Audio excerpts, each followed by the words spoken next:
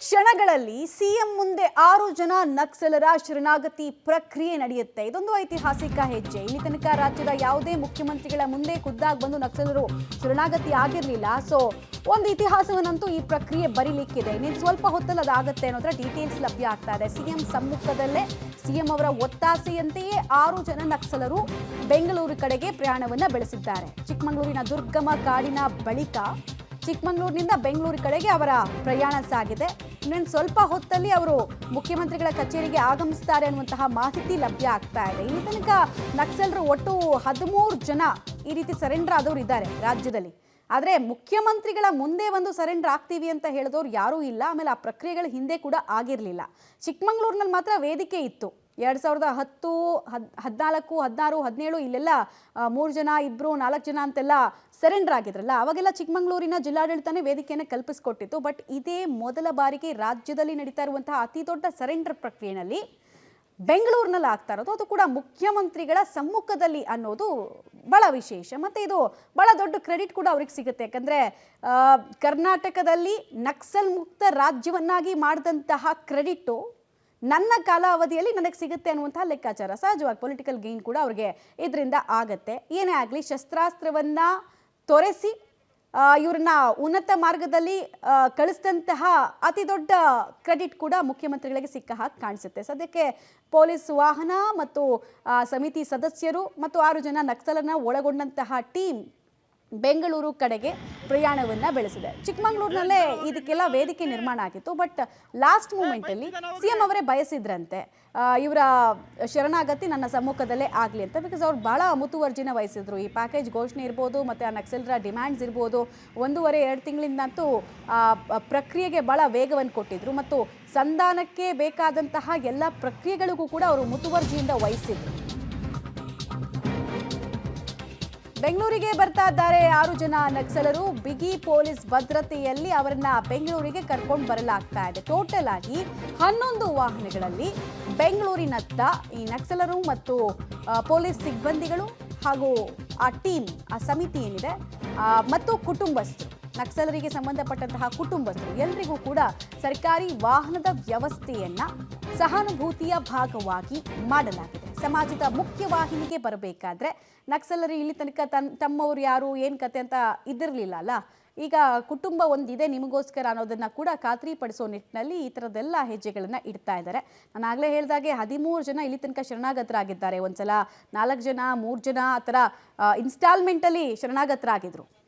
Details ಕೊಡ್ತಾರೆ ನಮ್ಮ ಇಬ್ಬರು ಪ್ರತಿನಿಧಿಗಳು ಜಾಯ್ನ್ ಆಗ್ತಾ ಇದ್ದಾರೆ ನಮ್ಮನ್ನ. ಮೊದಲದಾಗಿ ಸುಕೇಶ್ ಮತ್ತು ನಾರಾಯಣಗೌಡ. ಈಗ ಎಷ್ಟೊತ್ತಿಗೆ ಬೆಂಗಳೂರಿಗೆ ಅವ್ರು ರೀಚ್ ಆಗುವಂತಹ ಸಾಧ್ಯತೆ ಇದೆ? ಈ ಹಿಂದೆ ಕೂಡ ಚಿಕ್ಕಮಗಳೂರು ನಕ್ಸಲರ ಶರಣಾಗತಿಗೆ ವೇದಿಕೆ ಆಗಿತ್ತು. ಬಟ್ ಇದು ಬಹಳ ಅತಿ ದೊಡ್ಡ ಶರಣಾಗತಿ ಆಪರೇಷನ್. ಸೊ ಹೇಗಿದೆ ಸಿದ್ಧತೆ, ತಯಾರಿ ಎಲ್ಲವೂ ಕೂಡ ಬೆಂಗಳೂರಿನತ್ತ ಅಂತ? ಮಮತಾ, ಹೌದು. ಅಂತಂದೀಗ ಏನು ಕಳೆದ 1.5 ತಿಂಗಳಿಂದನೂ ಕೂಡ ನಕ್ಸಲರನ್ನ ಸಮಾಜದ ಮುಖ್ಯವಾಹಿನಿಗೆ ತರೋದಕ್ಕೆ ಸಮಿತಿಯವರಾಗುವುದು ಮತ್ತು ಸರ್ಕಾರನೂ ಕೂಡ ಒಂದು ರೀತಿ ಸಾಕಷ್ಟು ಪ್ರಯತ್ನ ಪಟ್ಟಿದ್ದಂಥದ್ದು. ಹಾಗಾಗಿ ಏನು ಸರ್ಕಾರ ಮನವೊಲಿಸಿದಂಥ ಹಿನ್ನೆಲೆಯಲ್ಲಿ 6 ಜನ ನಕ್ಸಲರು ಚಿಕ್ಕಮಗಳೂರು ಜಿಲ್ಲಾಡಳಿತದ ಮುಂದೆ ಶರಣಾಗೋದಕ್ಕೂ ಕೂಡ ಅವರು ಸಿದ್ಧತೆ ನಡೆಸಿದಂಥದ್ದು. ಆದರೆ ಕೊನೆಯ ಗಳಿಗೆಯಲ್ಲಿ ಅವರು ನಕ್ಸಲರು ಈಗಾಗಲೇ ನಾವು ಸಿಎಂ ಎದುರಿನಲ್ಲೇ ಶರಣಾಗ್ತೀವಿ ಅಂತ ಹೇಳಿಕೆ ಕೊಟ್ಟಂಥ ಹಿನ್ನೆಲೆಯಲ್ಲಿ ಈಗ ಅವ್ರನ್ನ ಎಲ್ಲರನ್ನೂ ಕೂಡ ಬೆಂಗಳೂರಿಗೆ ಶಿಫ್ಟ್ ಮಾಡ್ತಾ ಇರುವಂಥದ್ದು.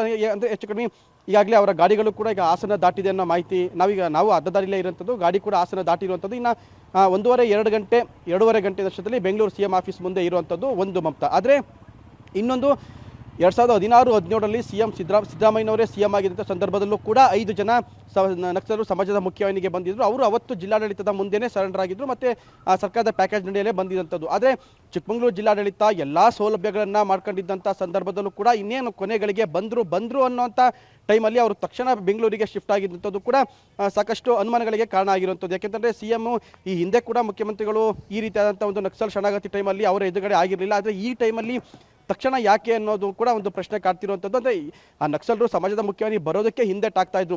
ಸರ್ಕಾರ ನಾವು ಬಂದಮೇಲೆ ಒಂದು ಮಾಡುತ್ತೆ, ಬರೋದಕ್ಕಿಂತ ಮುಂಚೆ ಒಂದು ಮಾಡುತ್ತೆ, ಹಾಗಾಗಿ ನಾವು ಬರೋದೇ ಇಲ್ಲ ಅಂತ ಇವಾಗ ಕಳೆದ 1.5 ತಿಂಗಳಿಂದನೂ ಕೂಡ ಈ ಒಂದು ಚರ್ಚೆ ನಡೀತಿದ್ದಂಥದ್ದು. ಆದರೆ ಯಾವಾಗ ಸಮಿತಿ ಮುಂದೆ CM ಸಿದ್ದರಾಮಯ್ಯನವರು ಸಂಪೂರ್ಣವಾಗಿ ಭರವಸೆ ಕೊಟ್ಟರು, ಆಗ ಹೊರಗಡೆ ಬರೋದಕ್ಕೆ ಅವರು ಮುಂದಾಗಿರುವಂಥದ್ದು ಮತ್ತು ಹೊರಗಡೆ ಬಂದಿದ್ದಂಥದ್ದು. ಆದರೆ ಇವತ್ತು ಬೆಳಿಗ್ಗೆ 7:30ಯಿಂದ ಅಂದರೆ 7:30ಗೆ ಬರ್ತಾರೆ ಅನ್ನೋ ಒಂದು ಟೈಮ್ ಕೊಟ್ಟಿದ್ದಂಥದ್ದು. 7:30 8 ಗಂಟೆಯಿಂದ ಅದು ಹೆಚ್ಚು ಕಮ್ಮಿ 11:30 12 ಗಂಟೆ ತನಕನೂ ಈಗ ಬಂದರು ಅಂತ ಅಂತಾನೆ ಬರ್ತಾ ಇದ್ದಂಥದ್ದು. ಕೊನೆ ಗಳಿಗೆನಲ್ಲಿ ಬೆಂಗಳೂರಿಗೆ ಶಿಫ್ಟ್ ಆಗಿರುವಂಥದ್ದು. ಈಗ ಹೆಚ್ಚು ಕಡಿಮೆ ಹಾಸನ ದಾಟಿ ಬೆಂಗಳೂರಿನತ್ತ ಹೋಗ್ತಾ ಇರುವಂಥದ್ದು ಈಗಾಗಲೇ ಮಮತಾ.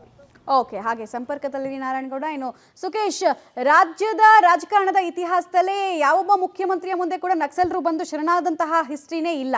ಈ ಹಿಂದೆ SM ಕೃಷ್ಣ ಅವರು ಟ್ರೈ ಮಾಡಿದ್ರು, ಬಟ್ ಅದಾಗಿರ್ಲಿಲ್ಲ. ಈಗ ಸಿದ್ದರಾಮಯ್ಯ ಅವರಿಗೆ ಅತಿ ದೊಡ್ಡ ಕ್ರೆಡಿಟ್ ಕೂಡ ಸಿಗುತ್ತೆ. ಸೊ ಪೊಲಿಟಿಕಲ್ ಗೈನ್ ಮತ್ತೆ ಇಲ್ಲಾಗಿರುವಂತಹ ತಯಾರಿ ಹೇಗಿದೆ ಅಂತ ಎರಡೂ ವಿಚಾರಕ್ಕೆ ಸಂಬಂಧಪಟ್ಟಂತೆ ಮಾಹಿತಿ ಕೊಡೋದಾದ್ರೆ. ಮಮತಾ, ಒಂದು ಸ್ಪಷ್ಟ, ರಾಜ್ಯದ ನಕ್ಸಲ್ ಇತಿಹಾಸವನ್ನು ನೋಡಕ್ಕೆ ಹೋದರೆ ಕಳೆದ 2 ದಶಕದಿಂದ ದೊಡ್ಡ ಮಟ್ಟದಲ್ಲಿ ಸದ್ದು ಮಾಡಿದಂಥದ್ದು. ಅಲ್ಲಿ ಸಹಜವಾಗಿ ನಕ್ಸಲರ ಎನ್ಕೌಂಟರ್ ಕೂಡ ಆಗಿತ್ತು, ಪೊಲೀಸರು ಕೂಡ ಹತ್ರ ಆಗಿದ್ರು, ಜೊತೆಗೆ ನಾಗರಿಕರನ್ನು ಕೂಡ ಕೊಂದಂಥ ಘಟನೆಗಳು ಕೂಡ 3-4 ನಡೆದಿತ್ತು. ಆದರೆ ಈ ರೀತಿ ಶರಣಾಗತಿಯ ವಿಚಾರಕ್ಕೆ ಬರೋದಾದರೆ ಹಿಂದೆ ಶರಣಾದಂಥ ಸಂದರ್ಭಗಳಲ್ಲೂ ಕೂಡ ಬೇರೆ ಬೇರೆ ಹಂತಗಳಲ್ಲಿ ಹಿಂದೆ ಸಿದ್ದರಾಮಯ್ಯ ಸರ್ಕಾರದ ಅವಧಿಯಲ್ಲೂ ಕೂಡ ಸಾಕಷ್ಟು ಜನ ಆದರು. ಆ ನಂತರದಲ್ಲಿ ನೂರ್ ಶ್ರೀಧರ್ ಅವರು ಮತ್ತು ಸಿರಿಮನೆ ನಾಗರಾಜ್ ಅವರು ಕೂಡ ಸರೆಂಡರ್ ಆದರು ಪ್ರತ್ಯೇಕವಾಗಿ.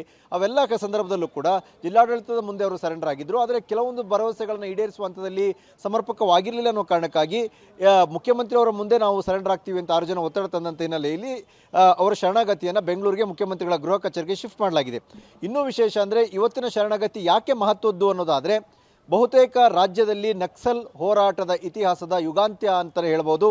ಇಲ್ಲಿಗೆ ಬಹುತೇಕ ನಕ್ಸಲ್ ಹೋರಾಟ ರಾಜ್ಯದಲ್ಲಿ ಕೊನೆಗೊಂಡಂತೆ ಅನ್ನುವಂಥದ್ದು. ಹಾಗಾಗಿ ಇದು ಕೊನೆಯ ಶರಣಾಗತಿ ಇದ್ದಂತೆ ಕಾಣಿಸ್ತಾ ಇದೆ ಸದ್ಯದ ಪರಿಸ್ಥಿತಿಯನ್ನು ನೋಡ್ತಾ ಇದ್ದರೆ. ಹಾಗಾಗಿ ಆ ಕೊನೆಯ ಶರಣಾಗತಿಯಲ್ಲಿ ಮಾತುಕತೆಗಳು ಸೇರಿದಂತೆ ಸರ್ಕಾರದ ಭರವಸೆಗಳು ಎಲ್ಲವೂ ಕೂಡ ಖಚಿತವಾಗಿರಬೇಕು ಅನ್ನುವಂಥ ಕಾರಣಕ್ಕಾಗಿ ಮುಖ್ಯಮಂತ್ರಿಗಳ ಸಮ್ಮುಖದಲ್ಲಿ ನಕ್ಸಲರು ಸರೆಂಡರ್ ಆಗ್ತಿದ್ದಾರೆ ಅನ್ನುವಂಥದ್ದು. ಹಾಗಾಗಿ ಇವತ್ತು ಮುಖ್ಯಮಂತ್ರಿಗಳ ಗೃಹ ಕಚೇರಿಯಲ್ಲಿ ಇದು ಸರೆಂಡರ್ ಆಗ್ತಾ ಇದ್ದಾರೆ. ರಾಜಕೀಯವಾಗಿ ವಿಶ್ಲೇಷಣೆಗಳು ಏನೇ ಬರಬಹುದು, ಅಥವಾ ಅವರ ವಿಚಾರದಲ್ಲಿ ಅವರು ವಿರುದ್ಧ ಇರುವಂತಹ ದೂರುಗಳನ್ನ ವಿಚಾರ ಇರ್ಬೋದು, ಅಥವಾ ಕೆಲವು ಹತ್ಯೆ ಪ್ರಕರಣದಲ್ಲಿ ಅವರು ಇದ್ದಾರೆ ಅನ್ನುವಂಥ ವಿಚಾರ ಇರ್ಬೋದು, ಅಥವಾ ಪೊಲೀಸು ಮತ್ತು ಫಾರೆಸ್ಟ್ ಡಿಪಾರ್ಟ್ಮೆಂಟ್ಗೆ ತೊಂದರೆ ಆದಂಥ ವಿಚಾರ ಇರ್ಬೋದು. ಇವೆಲ್ಲ ವಿಚಾರಗಳಿರ್ತವೆ. ಅವೆಲ್ಲವನ್ನು ಕೂಡ ಕಾನೂನು ನಿರ್ಧರಿಸುತ್ತೆ. ಕಾನೂನು ನಿರ್ಧರಿಸುವ ಹೊರತಾಗಿಯೂ ಕೂಡ ಹೇಳೋದಾದರೆ ನಕ್ಸಲ್ ಪ್ಯಾಕೇಜ್ ಏನು ಮತ್ತು ಅವರಿಗೆ ಸಿಗಬಹುದಾದಂಥ ನೆರವುಗಳೇನು ಅನ್ನೋಂಥ ವಿಚಾರವೂ ಕೂಡ ಮುಖ್ಯಮಂತ್ರಿಗಳ ಸಮ್ಮುಖದಲ್ಲಿ ಸ್ಪಷ್ಟನೆಯನ್ನು ಪಡೆಯುವಂಥ ನಿಟ್ಟಿನಲ್ಲಿ ಬಹುತೇಕ ಇಲ್ಲಿಗೆ ಎಲ್ಲವೂ ಶಿಫ್ಟ್ ಆದಂತೆ ಕಾಣಿಸ್ತಾ ಇದೆ ಮಮತಾ. ಆಲ್ ರೈಟ್, ಧನ್ಯವಾದ ನಾರಾಯಣಗೌಡ ಹಾಗೂ ಸುಕೇಶ್ ತಮ್ಮೆಲ್ಲ ಮಾಹಿತಿಗಾಗಿ. ಅಲ್ಲಿಗೆ ನಕ್ಸಲ್ ಯುಗಾಂತ್ಯ ಅಂತ ನಾವು ಹೇಳ್ಬೋದು ಇದನ್ನು. ಯಾಕಂದರೆ ನಾವು ನೋಡಿದ್ವಿ ಈ ಚುರುಕರಿ ರಾಜ್ಕುಮಾರ್ ಅಲಿಯಾಸ್ ಆಜಾದ್ನಿಂದ ಹಿಡಿದು ಸಾಕೇತ್ ರಾಜನಿಂದ ಹಿಡಿದು ಏನೆಲ್ಲ ಆಯಿತು, ಯಾವ್ಯಾವ ರೀತಿ ನಕ್ಸಲ್ ಘಟ್ಟ ಕಾಲಕ್ಕೆ ವಿಸ್ತರಣೆ ಆಯಿತು, ಈಗ ಮುಗೀತು ಅಂತ.